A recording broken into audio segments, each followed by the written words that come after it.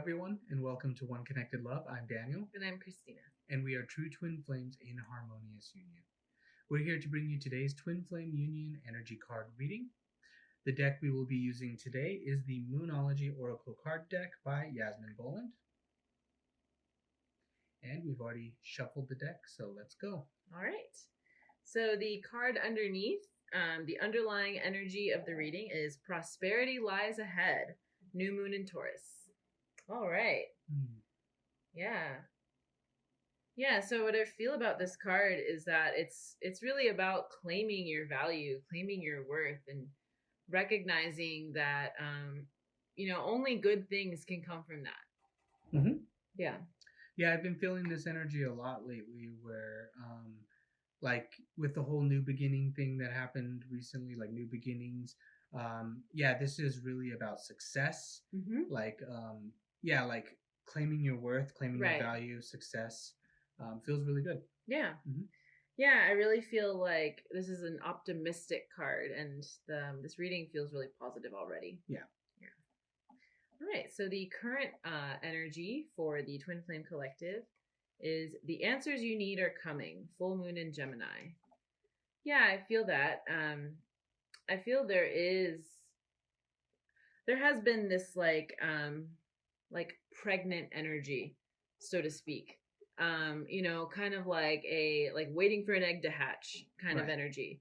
And I think like what this is really pointing to is that you can find those answers within you, right? Even if you don't know how something's going to turn out necessarily, you can still feel into your peace, feel into the peace that's a constant that always lies within. And you can allow that to be what you focus on rather than on like trying to figure out what's going to happen next. How are things going to turn out? How is this going to happen? Bring that energy within and focus on your peace. Right, exactly. When you focus on like the questions, the how things will happen, it becomes controlling. Right. Because you're not really focusing on the peace or trusting God to bring it to you. You're really just focusing on how it's going to happen, and if it's not what you expect, then you'll like go and make it happen. Right. And maybe you won't, but this is something to watch out for. It's best to stay inward and trust that peace, and just know that it's coming. It's for you. Exactly. Mm-hmm. Yeah.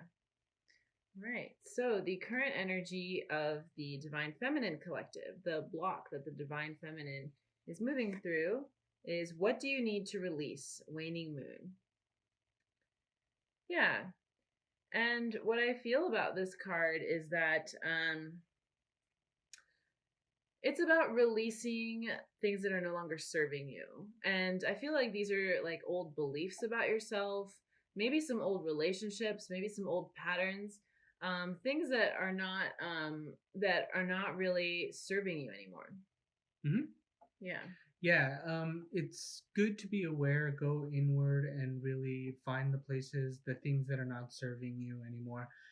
If they're a little bit difficult to find, ask God, and God will show you. Mm-hmm. You'll attract situations that will present behaviors or whatever upsets to you, and just work through those. Use the mirror exercise. If you want to find out more about the mirror exercise, check out the links below. Let those patterns and old ways go. Right. And so what this really is referring to is there's no need to be afraid of getting clarity about what you need to release, right? You can just allow the universe to show that to you. And when you do that, you're just getting really clear. That's all it is. It's okay to be clear. It's okay to have clarity. Nothing can actually hurt you. Mm-hmm. Yeah. And everything is going according to plan. Like you're perfectly safe. Mm-hmm.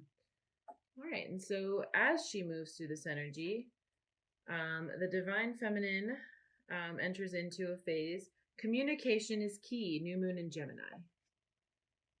Yeah. So, communication is critical for relationships to move forward, right? And as the Divine Feminine releases these blocks or fears or illusions about herself, she's going to find herself much more willing to communicate her needs, communicate how she feels, communicate with people that can help her. It's going to be a lot easier for her to really express herself in this way. Right. And I'm also feeling that it's about like going inward and communication, being clear on communicating with yourself, with God, that carries over into external relationships. And yeah, any sort of lack of clarity on communication can lead to upsets and things like that. So it's really about getting clear inwardly first, and then allowing that to flow outwardly into relationships. Yeah. Mm-hmm. All right. So, the divine masculine, the current block that he's working through is bring love into the situation, new moon in Aquarius. I feel this is also a card about releasing like old beliefs, old blocks, and really like bringing his true self into a situation. Yeah, the first thing I felt when I felt into this is it almost felt like a numbing. But it's like getting in touch, like with your feelings, and then healing what needs to be healed and releasing that. Yeah. Mm-hmm. Good. Yeah, and as he moves through that card, that energy, the card is step out of your comfort zone, North Node. Yeah. Yeah, I really feel like this is the divine masculine making a choice to really branch out in new directions. And what I'm getting from that is like the comfort zone is like the safety, like people pleasing, right? Like being who people think he is rather than like being his own man. Right, and doing it from an authentic place. Right. Yeah. So go into your life and see, what feels uncomfortable, and go inward and heal whatever needs to be healed to figure out how to be authentic and be yourself. Confidence, the things that you need to be authentic, and allow that to flow also in your life. Right. And so like stepping out of your comfort zone, it doesn't have to be scary. It's really a way to expand, right? If you're always doing the same thing, you can't really grow.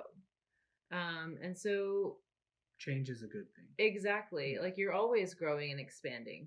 And that's really what the divine masculine collective is really discovering, I guess.